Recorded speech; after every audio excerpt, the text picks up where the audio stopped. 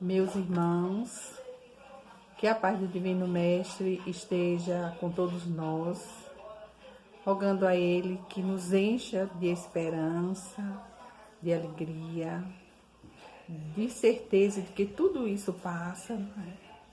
E também de que o nosso Pai, que é soberanamente justo e bom, protege todos os seus filhos, ampara todos os seus filhos, sem deixar que nenhum deles passe aquilo que não merece passar. Então, se acreditarmos nisso, verdadeiramente, com certeza já teremos o alívio que Jesus promete, né? Para que a gente não fique tão ansioso, tão aflito, diante de toda essa dificuldade que nós estamos vivenciando e presenciando. Na terça-feira passada, nós falamos da justiça das aflições. E no Evangelho, que está no capítulo 5 do Evangelho, Jesus nos fala dessas aflições, diz que são bem-aventurados aqueles que sofrem, aqueles que choram, e promete consolação, promete alívio. Kardec nos traz um esclarecimento muito importante para a gente manter acesa a nossa verdadeira fé, a nossa confiança em Deus, que não vacila se a gente tem verdadeiramente o conhecimento para alicerçar a nossa mente diante desses conflitos e diante dessa dor que estamos presenciando agora. Vamos voltar novamente a esse capítulo, Justiça das Aflições, né? Bem-aventurados os aflitos. Na arrumação do capítulo, Kardec traz essas palavras do Mestre, do Novo Testamento. Mas logo após, ele traz também um esclarecimento para que a gente possa compreender essas palavras de Jesus sem ter dúvidas. E ele nos diz que essas causas das aflições, que essas aflições têm duas causas. Que essas causas podem ser atuais, como também podem ser causas anteriores. Para isso, a gente precisa também compreender a lei, que é uma lei importante, que prova a bondade de Deus em nossas vidas, que é a lei da reencarnação.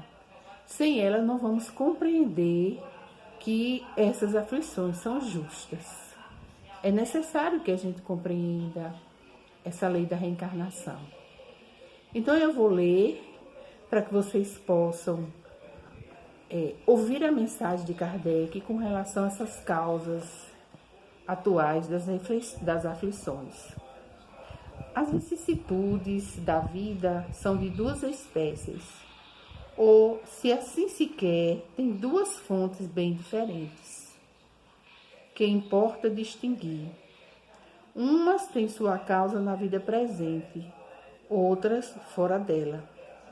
Remontando à fonte dos males terrestres, se reconhecerá que muitos são a consequência natural do caráter e da conduta daqueles que o suportam. Quantos homens tombam por suas próprias faltas? Quantos são vítimas de sua imprevidência, de seu orgulho e da sua ambição? Quantas pessoas arruinadas por falta de ordem, de perseverança, por má conduta e por não terem limitado seus desejos? Quantas uniões infelizes porque são de interesses calculados ou da vaidade ou com as quais o coração nada tem? Quantas disenções e querelas funestas se teria podido evitar com mais moderação e menos suscetibilidade? Quantos males e enfermidades são a consequência da intemperança e dos excessos de todos os gêneros? Quantos pais são infelizes com seus filhos porque não combateram suas más tendências no princípio? Por fraqueza ou indiferença, deixaram-se desenvolver neles o germe do orgulho, do egoísmo e da tola vaidade que seca o coração. Depois, mais tarde, recolhendo o que semearam, se espantam e se afligem de sua falta de respeito e ingratidão. Que todos aqueles que são atingidos no coração pelas vicissitudes e decepções da vida, interrogue friamente sua consciência, que remonte progressivamente à fonte dos males que os aflige, e verão se o mais frequentemente não podia dizer: se eu tivesse ou não tivesse feito tal coisa, eu não estaria em tal situação.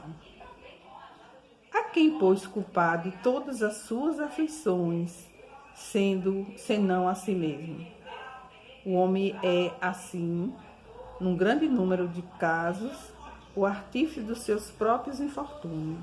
Mas, ao invés de o reconhecer, ele acha mais simples, menos humilhante para a sua vaidade acusar a sorte, a providência, a chance desfavorável, sua má estrela, enquanto que sua má estrela está na sua incúria.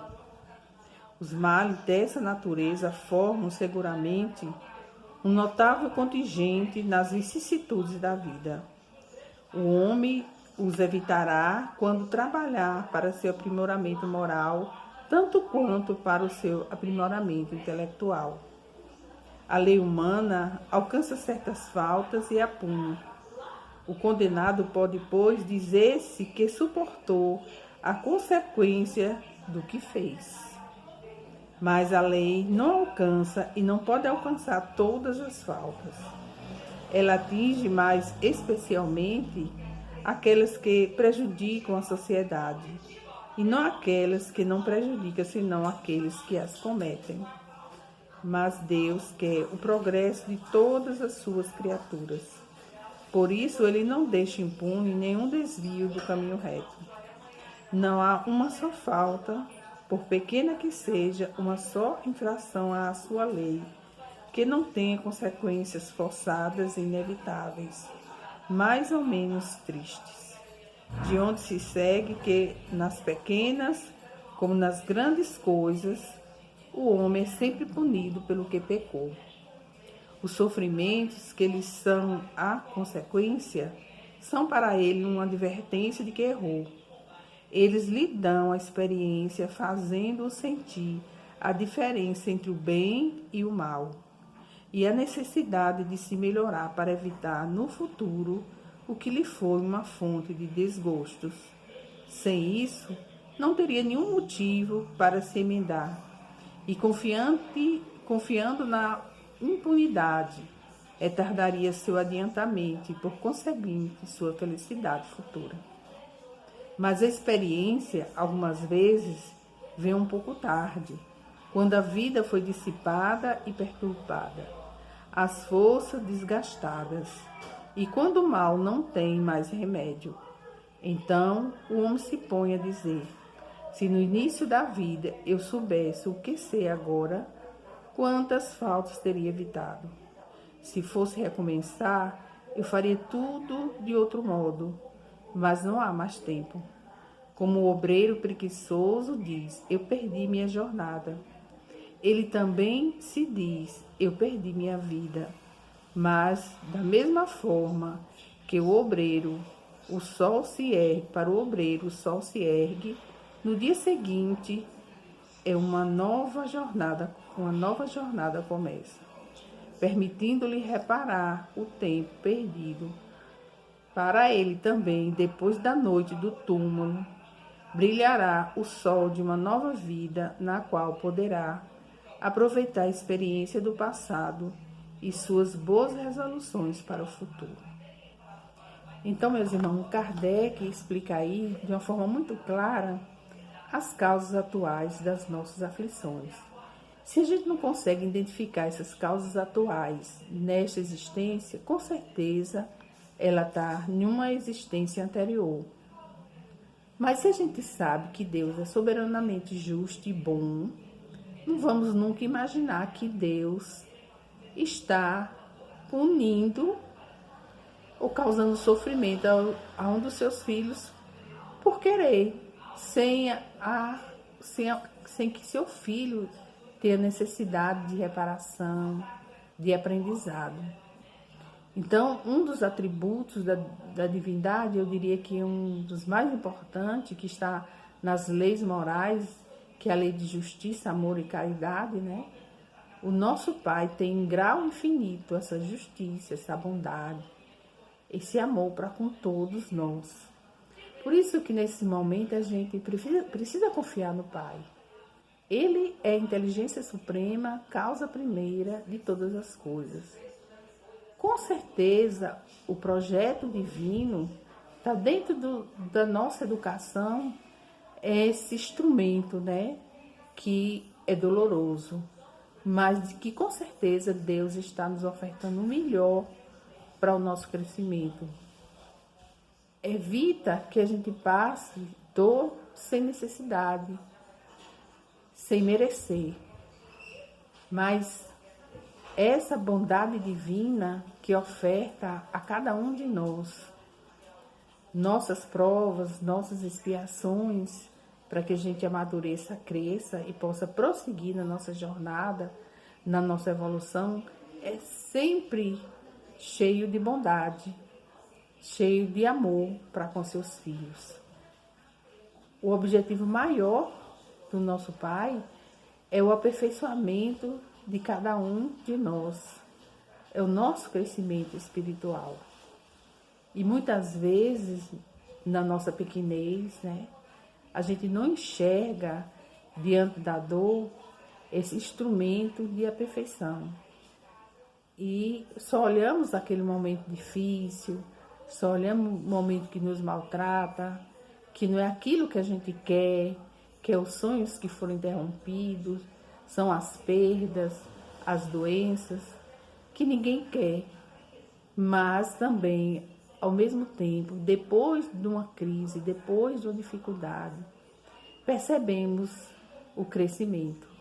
E aqui eu estou falando mais especificamente do crescimento espiritual, porque muitas vezes a gente foca crescimento com as conquistas materiais, mas aqui nós estamos especificamente falando das conquistas espirituais, que é imperecível, que a gente leva para onde for, que ninguém toma de nós. Ladrão não rouba, a ferrugem não corrói.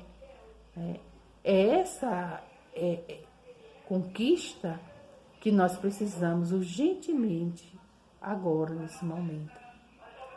E Jesus está ofertando a todos que residem no planeta Terra uma oportunidade de crescimento. Alguns de forma dolorosa, outras menos dolorosas, a depender da necessidade de cada um. Eu sempre digo que a Terra é uma grande escola. E nessa grande escola tem várias salas, com vários períodos. Cada um daqueles alunos que está naquela escola, que foi matriculado naquela escola, ela vai frequentar as salas que necessita para o seu crescimento. Então, meus irmãos, vamos percebendo aí a importância de Deus em nossas vidas, para que nesse momento possamos realmente acreditar que Deus é verdadeiramente justo e bom. Lembrando de que a nossa filiação divina é eterna, que precisamos nos ligar a esse Pai amoroso, justo e bom, para nos fortalecer e não duvidar um só minuto de que Ele é o nosso Pai. Ele é o Criador do universo, que nos criou e que nos ama.